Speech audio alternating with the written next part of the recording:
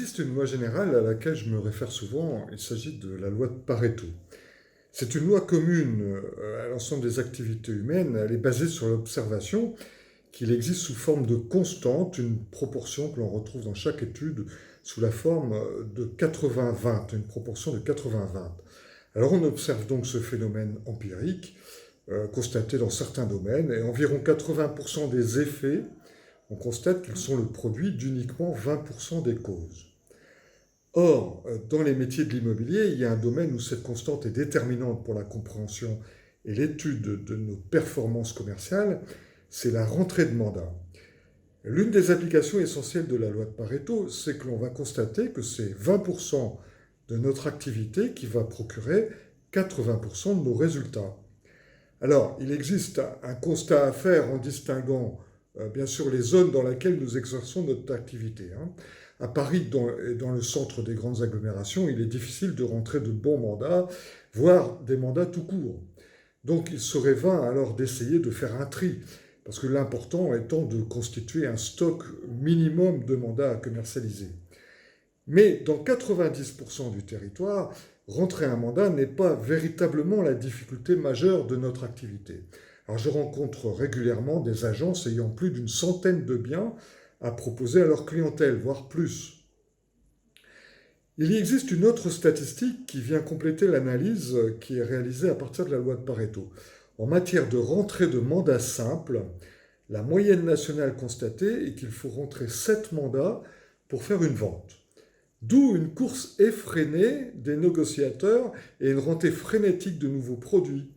Alors la vitrine, on peut dire qu'elle est comme la nature, elle a horreur du vide. La question qu'il faut se poser dès lors, c'est pourquoi continuer à occuper 80% de notre temps pour rien?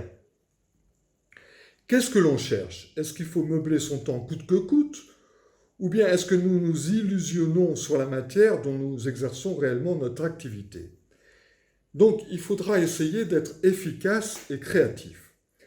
Tout d'abord, on va essayer d'identifier ce qui compose les 80% de notre temps qui se révèlent être inefficaces.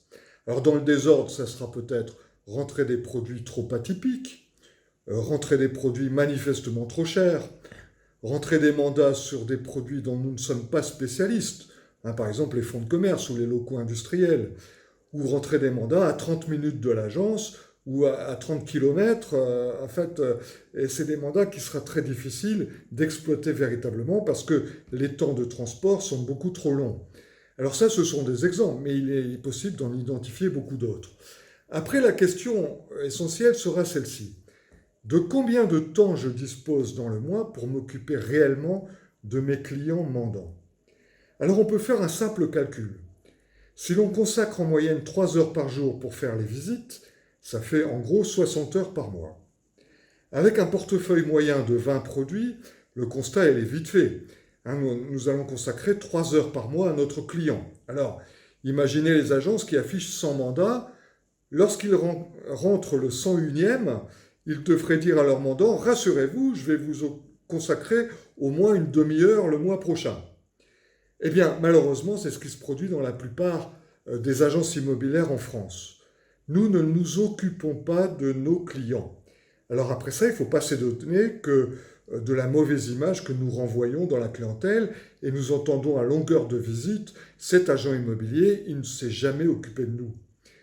Alors il existe une solution à cet état de fait. Après avoir analysé l'origine du temps que nous consacrons à des tâches non productives, il faut déterminer ce qui dans notre activité nous procure le plus de succès. Ensuite, il faut reproduire ce qui fonctionne le mieux. Alors, ça peut être dans l'ordre le type de bien, quel est le type de bien qui se vend le mieux sur mon secteur, quel est le secteur d'où me viennent la plupart de mes affaires, de mes transactions, est-ce qu'il y a un secteur à favoriser par rapport à un autre, quelle est la tranche de budget qui appelle le plus de clients potentiels, et quel type de clientèle avec laquelle je suis parfaitement en phase. Est-ce que je m'occupe réellement des clients avec lesquels je suis véritablement en synchronisation?